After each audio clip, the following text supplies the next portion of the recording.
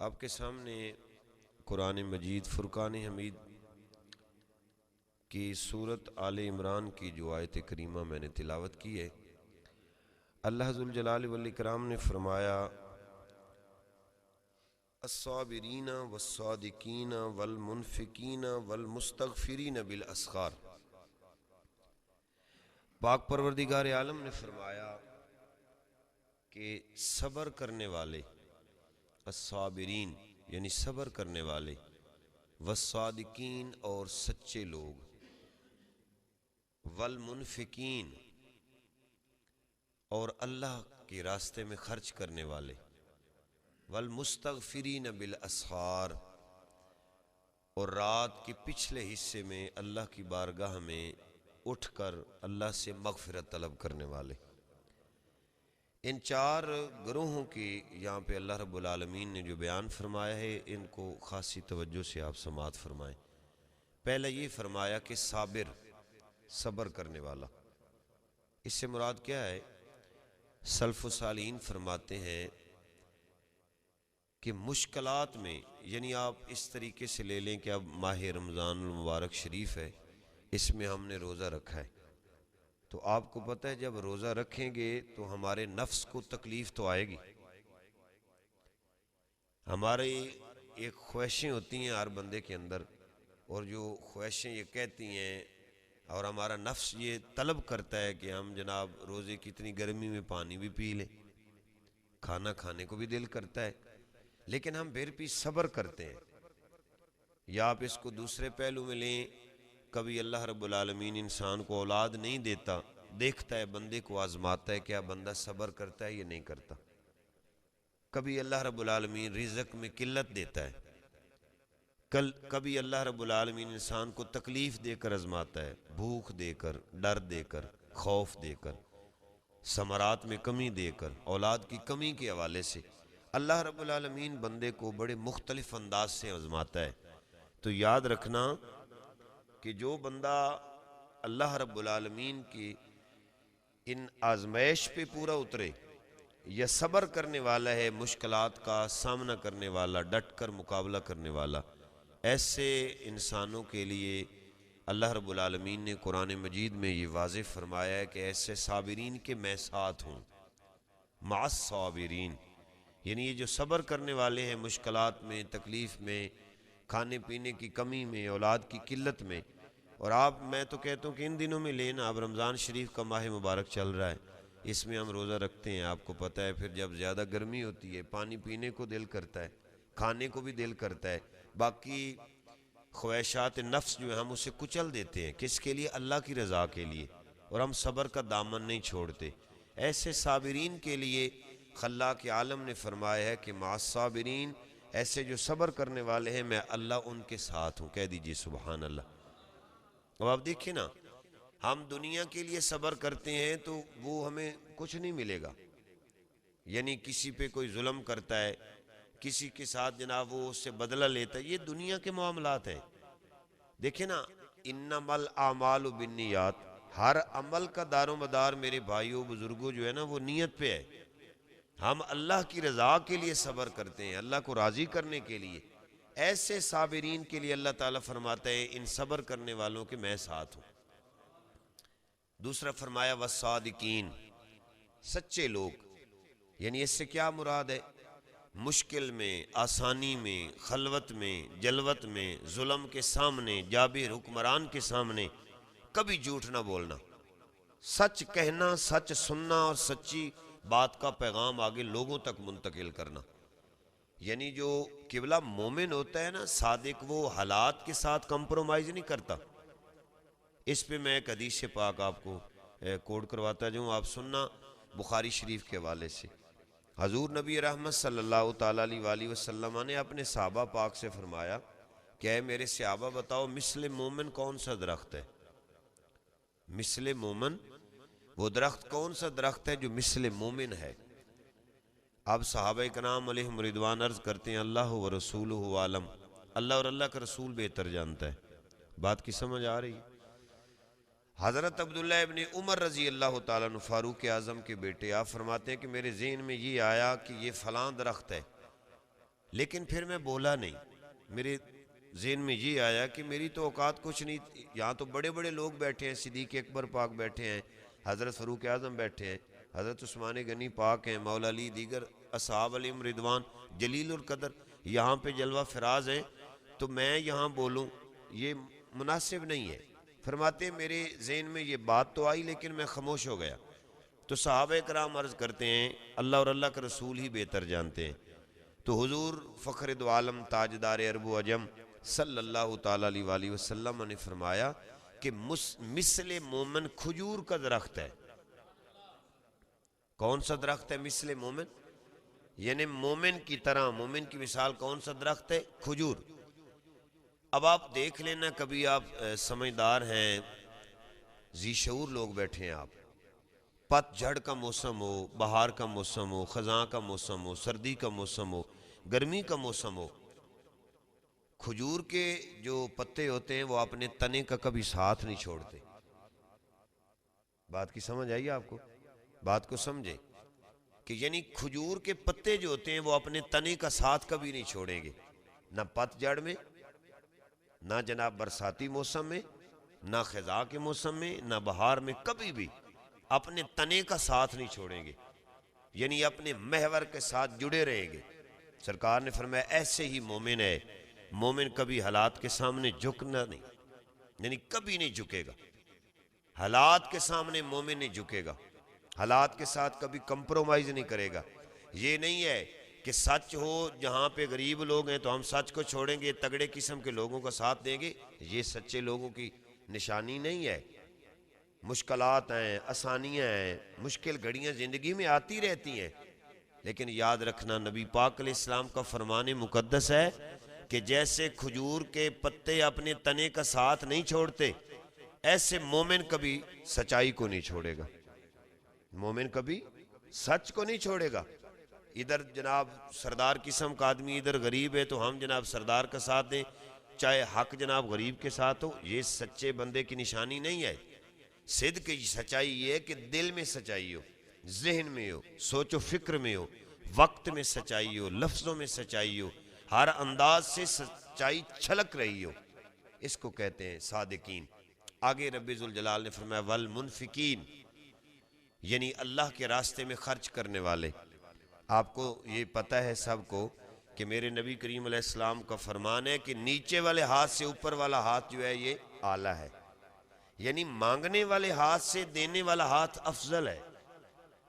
آپ نے دیکھنا مطلب ہے, آپ زندگی میں ان چیزوں کو مشاہدہ کر رہے ہیں, عنوان دیکھ رہے ہیں. اب لوگوں نے پیشہ بنا لیا یہ مانگنا اس طریقے سے. چلے اگر کوئی مستحق ہے نا تو اس کو ہم اس کی خدمت اس کے کہنے کے علاوہ ہمیں کرنی چاہیے. وہ کچھ بھی نہ کہے ہم اس کی خدمت کریں, لیکن آج لوگوں نے پیشہ بنا لیا ہے. اور نبی کریم علیہ السلام کی حدیث مبارکہ ہے جو بندہ دنیا میں بلا جواز مانگنے کا عادی ہے, کل قیامت والدن بھی مانگتا ہوا آئے گا.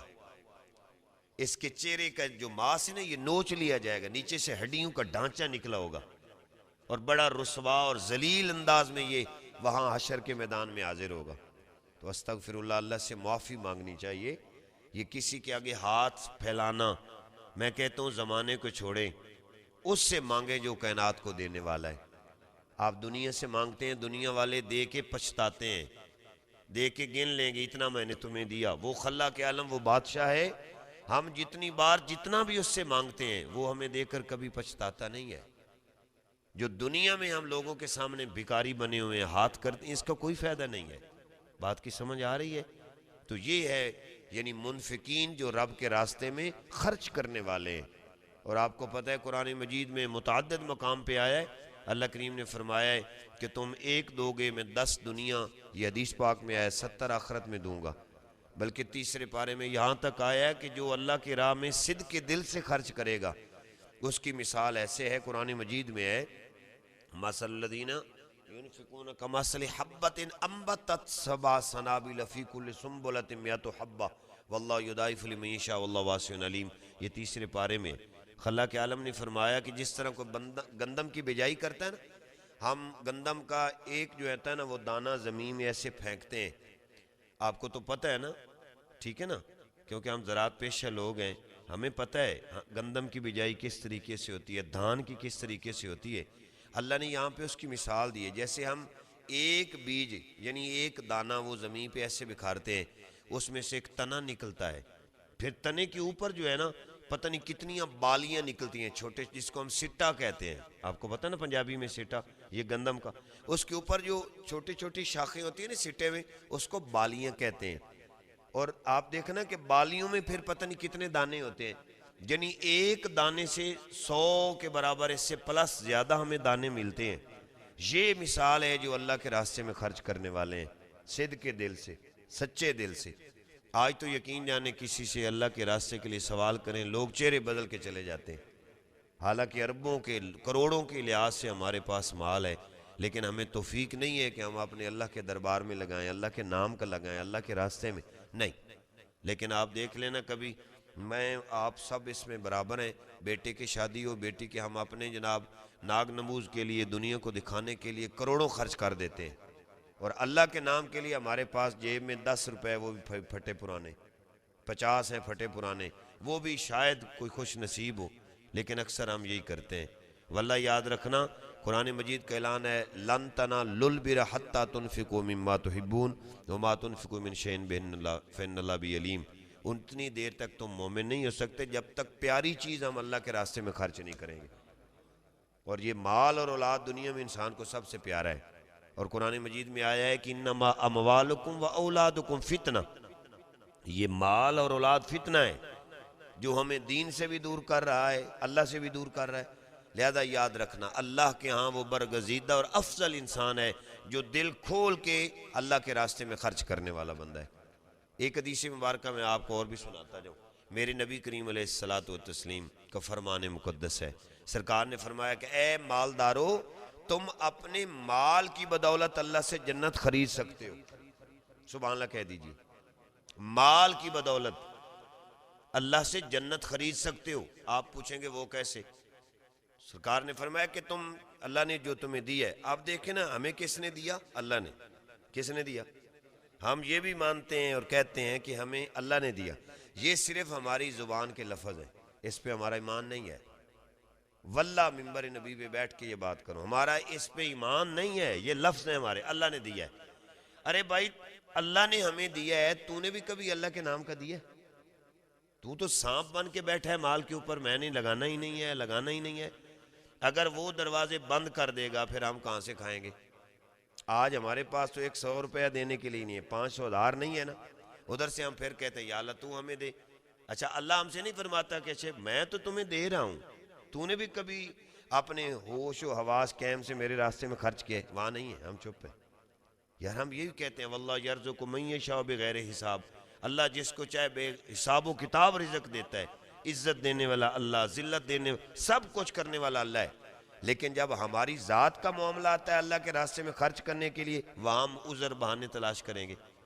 آپ اولیاء صالحین کی زندگیوں کو پڑھ کے دیکھیں، ان کی زندگیوں کا یہ عالم تھا کہ کچھ اگر رات کا ہے تو وہ کھایا باقی بانٹ دیا، صبح ہوئی کچھ کھا لیا بانٹ دیا۔ لوگوں نے پوچھا حضرت آپ نے رات کے لیے، دوپہر کے لیے کچھ چھوڑا ہی نہیں ہے؟ تو وہ کیا کہتے ہیں؟ وَتَوَكَّلْ عَلَى اللَّهِ وَكَفَى بِاللَّهِ وَكِيلًا، ہمارا اللہ پہ توکل ہے، وہی ہمارے لیے کافی ہے۔ یہ ہے کامل ایمان اللہ کی ذات پہ۔ اس لیے دوستو یاد رکھنا، یہ زندگی چند دنوں کا میلہ ہے۔ بڑے بڑے لوگ، ہم کچھ نہیں ہیں واللہ، ہم دیکھتے ہیں نا اپنی طرف، یہ سوٹ بوٹ، یہ ہماری زندگیاں، یہ اتنے قداور شخصیات اور جناب دنیا کی رعنائیاں، یہ زینتیں، یہ کچھ نہیں ہے۔ شداد کے بارے میں کتابوں میں پڑھ رہا تھا، لکھا ہے کہ اس نے جناب دنیا میں ایک جنت بنا لی خود اپنی طرف سے، بڑا ذلیل ترین بادشاہ تھا وہ جناب۔ وہ گھوڑے پہ سوار ہوا اسے دیکھنے کے لیے، وہ گھوڑا دوڑایا اس نے، جب وہ اس نے جو جھوٹی جنت خود بنائی تھی نا، اس میں بوٹے اور جناب مختلف پھل، مختلف جناب علی پھول، وہاں جناب بڑا کچھ آرٹیفیشل کیا، مصنوعی۔ تو جب وہ آیا تو نیچے اترنے لگا دیکھنے کے لیے، اللہ تعالیٰ نے حضرت عزرائیل علیہ السلام کو حکم دیا اس کی روح یہیں قبض کر لو۔ ایک پاؤں اس کا گھوڑے کی پشت پہ اتر رہا تھا، یعنی اس کی کروٹ بدل رہی تھی، دوسرا وہ رکاب میں ابھی تھا۔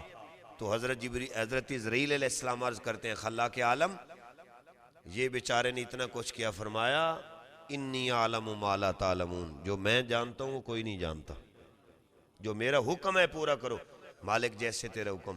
تو اللہ تعالیٰ نے اس کو ایسی بھیانک موت دی، ایک پاؤں اوپر ہے ایک نیچے ہے، یہ اس کی شان ہے۔ ہم اس کے محتاج ہیں، اللہ کسی کا محتاج نہیں ہے میرے بھائیوں۔ وہ چاہے تو بادشاہوں کو گداگر کر دے، چاہے تو گداگروں کو وقت کا حاکم بنا دے، یہ اس کی شان ہے۔ اس لیے اپنے اللہ پہ ہمیں کامل ایمان ہونا چاہیے یار، اس نے ہمیں دیا ہے، ہم کیوں نہ اس کے راستے میں خرچ کریں۔ یہ ہوا منفقین کا۔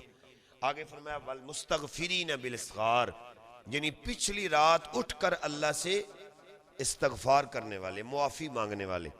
اب اس میں جو بڑا راز چھپا ہے کہ ہر وقت ہم معافی مانگیں تو اللہ ہماری توبہ کو، ہماری استغفار کو سننے والا ہے، قبول فرمانے والا ہے، لیکن رات کا ذکر یہاں پہ کیوں ہے؟ اسخار کا نام کیوں ہے؟ یعنی پچھلی رات، جب یعنی رات کا اندھیرا ختم ہو رہا ہوتا ہے اور آگے اگلے دن کا نور کا اجالا جو ہے وہ آسمان پہ پھیل رہا ہوتا ہے، اس کو اسخار کہتے ہیں۔ اب سننا اس بات کو، آپ کو پتہ ہے کہ رات اللہ نے نیند کے لیے بنائی ہے اور دن اللہ نے کام کاج کے لیے بنایا ہے۔ اب اس میں جو راز چھپا ہے بزرگوں بھائیوں وہ یہ ہے کہ کیونکہ اس وقت ایک سناٹا چھایا ہوتا ہے، ہر طرف نیند کی ایک چادر تنی ہوتی ہے، ہر بندہ سو رہا ہے، ہر چھوٹا بڑا آرام کر رہا ہے۔ تو یاد رکھنا، وہ بابا جی فرید سرکار نہیں فرماتے، آپ دا فرمان ہے، آپ فرماندے نے کہ اٹھ فریدہ ستیا جھاڑو دے مسیت، توں ستا رب جاگدا ہے تیری ڈاڈے نال پریت۔ تے میاں محمد بخش صاحب رحمۃ اللہ تعالی فرماتے ہیں رات پوے بے دردانو نیند پیاری آوے، تے درد مندہ نو ستے راتی سجنوں یاد سجن دی آوے۔ بات پہ توجہ ہے؟ سارا زمانہ جناب وہ پیر وارث شاہ صاحب بھی فرماتے ہیں نا کہ ایک رات دا جاگنا بڑا اوکھا، ایک جاگدا دکھی بیمار راتی، یا جاگدا عشق دی لگی والا، ٹھیک ہے نا؟ پر آپ نے فرمایا وارث شاہ سبے گلاں جھوٹیاں، راتی صرف جاگدا پروردگار راتی۔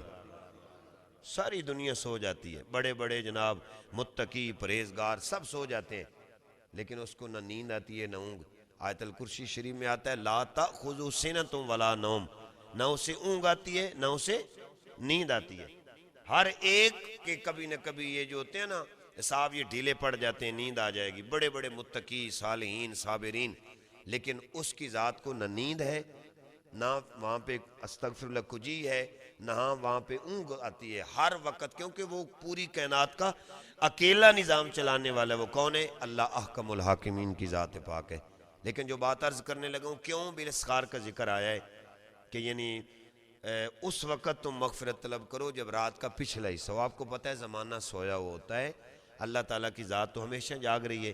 تو اب سننا، جب اس وقت ہم بستر کو ترک کر دیتے ہیں، بستر استراحت کو، اپنے سکون والے بستر کو، پھر ہم اٹھتے ہیں، استنجا کیا، وضو کیا، مصلی بچھایا، واللہ بخدا جب ہم اس کے دربار میں 2 نفل 4 جتنے بھی توفیق الہی ہوتی ہے اللہ کی طرف سے ہم کھڑے ہوتے ہیں، ہم پڑھتے ہیں نا، تو یقین جانے میرے بھائیوں اللہ رب العالمین اس وقت فرشتوں پہ فخر فرما رہا ہوتا ہے۔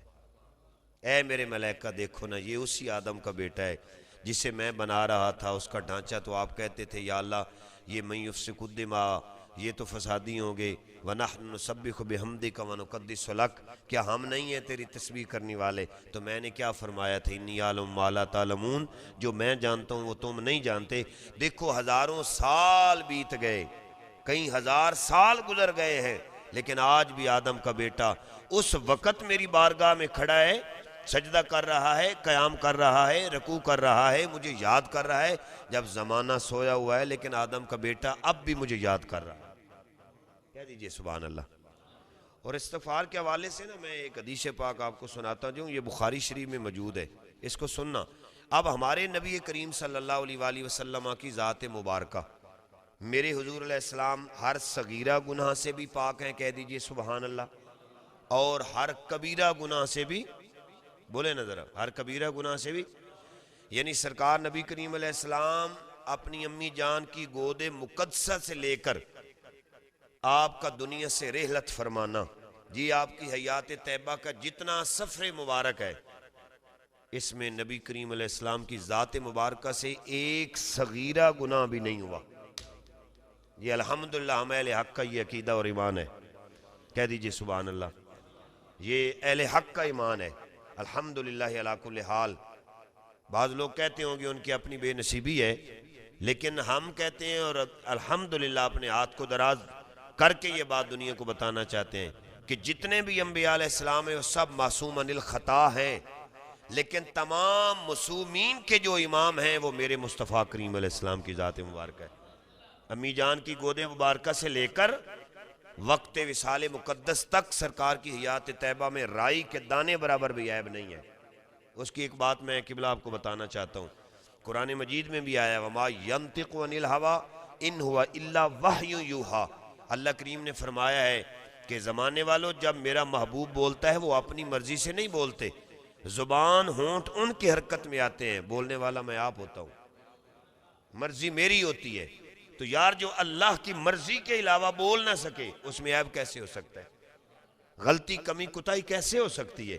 پھر ابن ماجہ شریف میں حدیث ہے، وہ بھی آپ سنتے جائیں، سرکار نے فرمایا میں صبح بولوں، دوپہر، شام، کسی وقت بھی گفتگو کروں، کسی کو میں سامان لینے کے لیے بھیجوں، کوئی واپس آئے میرے سے بات کرے، جب کبھی میرے سے بات کرے گا میں جو بھی بولوں گا اپنی مرضی سے نہیں بولوں گا، جو اللہ چاہے گا اس کا مصطفیٰ وہی بولے گا۔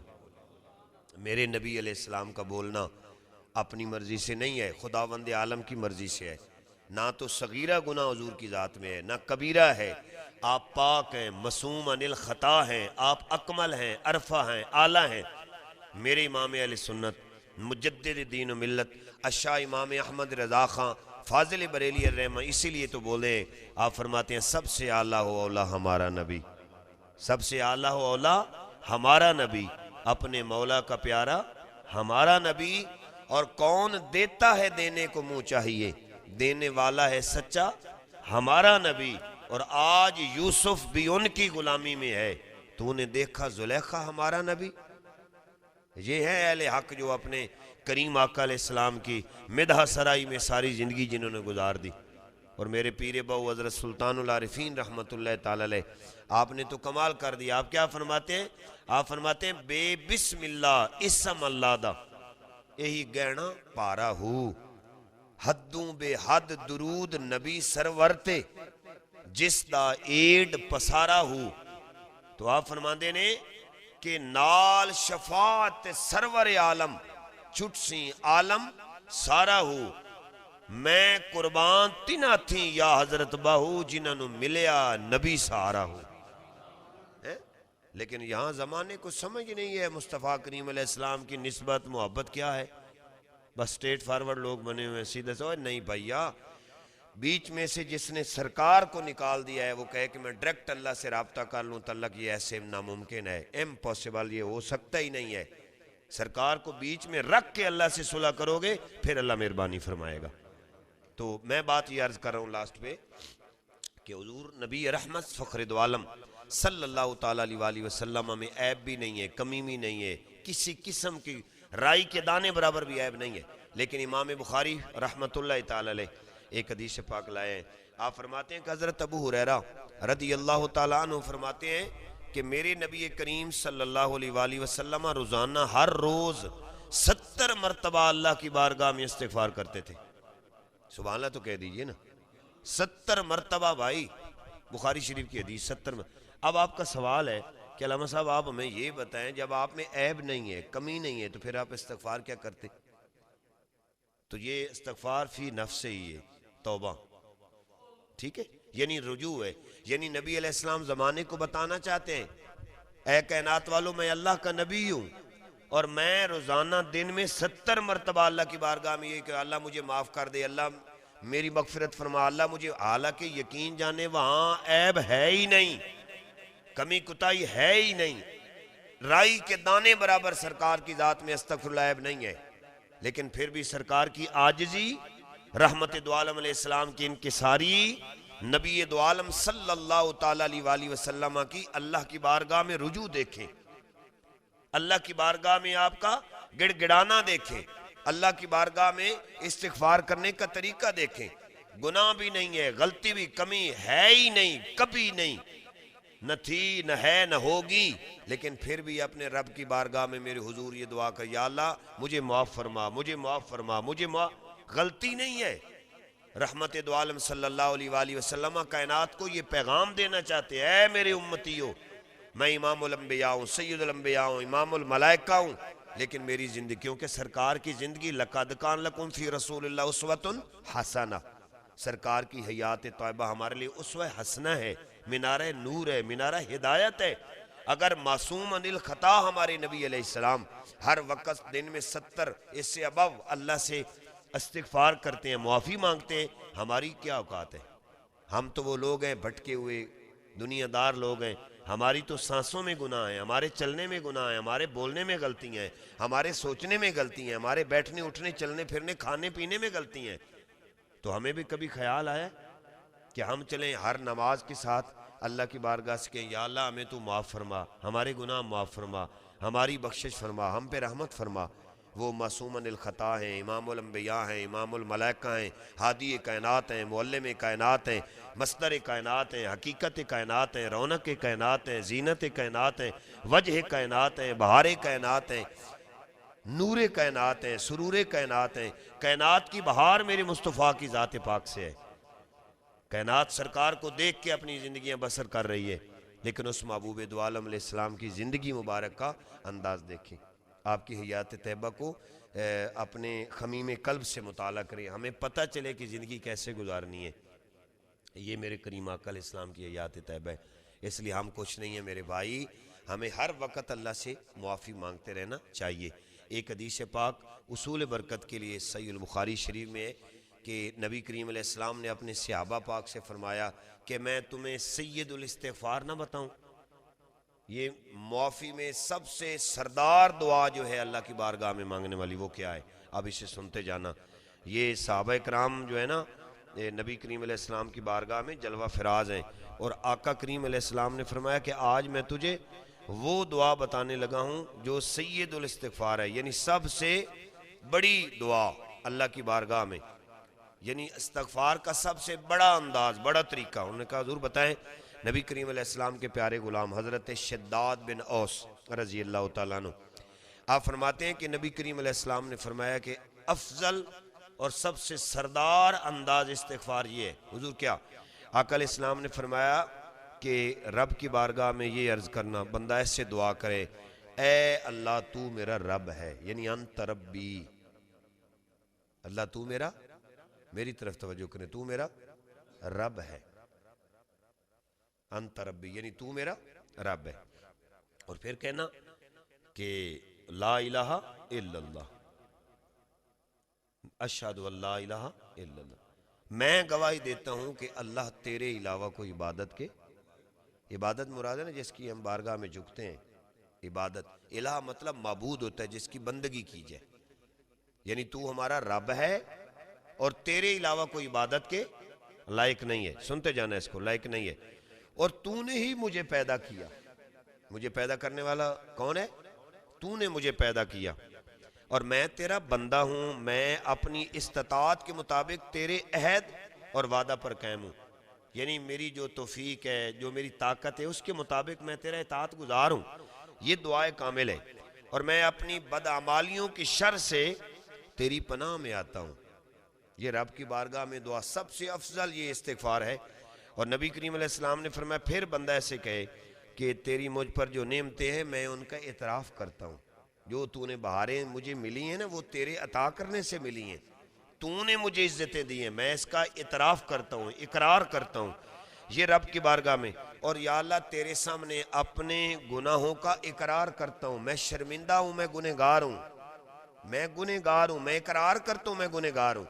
یعنی یہ اللہ کی بارگاہ میں جب ہم استغفار کریں تو ایسے کریں. پھر آگے، اے اللہ تو ہی میری بخشش فرمانے والا ہے، تیرے علاوہ کوئی میری بخشش فرمانے والا نہیں ہے، تیرے علاوہ کوئی میری سننے والا نہیں ہے، تو ہی میرے گناہوں کو معاف کرنے والا ہے، تیرے علاوہ کوئی معاف کرنے والا نہیں ہے. اور نبی کریم علیہ السلام نے فرمایا ایسا بندہ، اب بات کو سننا، ایسا بندہ یہ دعا کرنے والا اگر رات آنے سے پہلے فوت ہو گیا تو اہل جنت میں اس کا نام آ جائے گا. اور اگر دن کے طلوع ہونے سے پہلے رات کے حصے میں اس نے ایسے دعا کی ہے تو دن کے طلوع ہونے سے پہلے اس بندے کا نام، یعنی اگر وہ فوت ہو گیا اس کا نام اہل جنت میں آ جائے گا۔ تو اب بزرگوں آپ دیکھیں، بڑا میں کہتا ہوں کہ آسان طریقہ ہے، ہم اللہ کو راضی کر سکتے ہیں، بالکل آسان طریقے سے، بالکل سمپل اور آسان طریقے سے ہم اللہ کو راضی کر سکتے ہیں۔ اور امام ترمذی رحمۃ اللہ تعالی حدیث پاک نقل کرتے ہیں، آپ فرماتے ہیں کہ آپ ایسے دعا نہ کیا کریں کہ ادھر دعا ہے، خیال ادھر ادھر بانٹا ہوا ہے، ہمارا خیال ادھر بانٹا ہوا ہے، دھیان ادھر ہے، ہمارا سوچ کہیں گم ہے، ہم کہیں گم ہیں، ہاتھ ایسے ہیں، ایسے دعا نہ کیا کریں اللہ کی بارگاہ میں۔ امام ترمذی علیہ رحمہ فرماتے ہیں کہ جب بھی اللہ کی بارگاہ میں آپ دعا کے طالب ہیں، دعا کرنا چاہتے ہیں تو یکسوئی سے دعا کریں، پوری توجہ کے ساتھ دعا کریں۔ یعنی کیسے؟ ایسے ہاتھ اٹھائیں، دماغ بھی اللہ کی طرف، سوچ بھی اللہ کی طرف، وجود بھی اللہ کی طرف، ہاتھ بھی، تصور، خیالات، سوچ و وچار میں، فہم و ادراک میں، ہر ایک ہمارا اعضاء، ہر ایک سوچ ہماری صرف اللہ کی بارگاہ میں جڑی ہونی چاہیے۔ جب پھر ہم دعا کرتے ہیں نا تو اس عقیدے اور اس ایمان راسخ کے ساتھ دعا کریں کہ یار میری سننے والا بھی میرا اللہ ہے، ہو سکتا ہی نہیں ہے کہ میرا رب میری دعا قبول نہ کرے۔ جب ایسے وثوق قلب سے، کامل ایمان کے ساتھ، یکسوئی کے ساتھ، عاجزی و انکساری سے تم دعا کرو گے، ایسی دعا اللہ رب العالمین اپنے دربار میں قبول فرما لے گا۔ لیکن بعض ہم قبلہ آپ کو پتہ ہے سب ایسے دعا کر رہے ہیں، ایسے سوئے ہیں، ادھر دعا ہے، ایسے کہتے ہیں، خارج کر رہے کوئی، یہ دعا نہیں ہے۔ پورا بندے کی سوچ سے لے کر اعضاء کے حصے تک وہ رب کی تعریف جو ہے نا، تعریف ایسے جڑو جیسے سمجھ لینا کہ کوئی پیاسا، جب کوئی رمضان شریف گرمی کافی زیادہ ہو نا تو پھر پیاسا کہتا ہے ہائے مجھے پانی ملے، کب افطاری کا وقت ہو مجھے پانی، یہ بھی کچھ نہیں ہے۔ ہمارے سوچ کو، ہمارے ذہن اور روح کو، وجود کو ایسی پیاس ہونی چاہیے کہ جب ہم اللہ سے دعا کریں، اسی لیے تو سرکار نے فرمایا کہ مومن کی دعا کبھی رد نہیں ہو سکتی۔ یہ جملہ سننا، کبھی رد نہیں ہوتی۔ اب صحابہ نے پوچھا حضور وہ کیسے؟ سرکار نے فرمایا کہ جو تو دعا کرتے ہو، یعنی یا اللہ میرے سے یہ مصیبت ٹل جائے، ہو سکتا ہے اللہ کے کرم سے وہ تیری مصیبت ختم ہو جائے جس کے لیے تو کر رہا ہے۔ اگر ایسا نہیں ہے تو تیری دعا کی وساطت سے، بدولت تیرے پہ آنے والا کوئی ایسا عذاب الہی، اللہ اس کو ٹال دے، مصیبت کو ٹال دے۔ یا تیسرا رخ یہ ہے کہ وہ جو دعا تو کر رہا ہے، اس دعا کی بدولت کل بروز حشر اللہ تیرے گناہوں کو معاف فرمائے، تجھے جنت عطا فرما دے۔ اب بات کی سمجھ آئی؟ اس لیے میرے بھائیو، اللہ کریم نے فرمایا الصابرین والصادقین والمنفقین والمستغفرین بالاسحار، یعنی صبر کرو اور سچے بن کے رہو، اللہ کے راستے میں خرچ کرو اور اللہ کی بارگاہ سے استغفار کرو، اللہ کی بارگاہ سے معافی طلب کرو۔ دعا ہے رب ذوالجلال کی بابرکت بارگاہ میں اللہ کریم ہمیں سچے دل سے توبہ کرنے کی توفیق عطا فرمائے، اللہ ہمارے گناہوں کو معاف فرمائے، اللہ ہمیں صبر کرنے کی توفیق عطا فرمائے، اللہ ہمیں سچا بن کے زندگی بسر کرنے کی توفیق عطا فرمائے۔ وآخر دعوایا ان الحمدللہ رب العالمین۔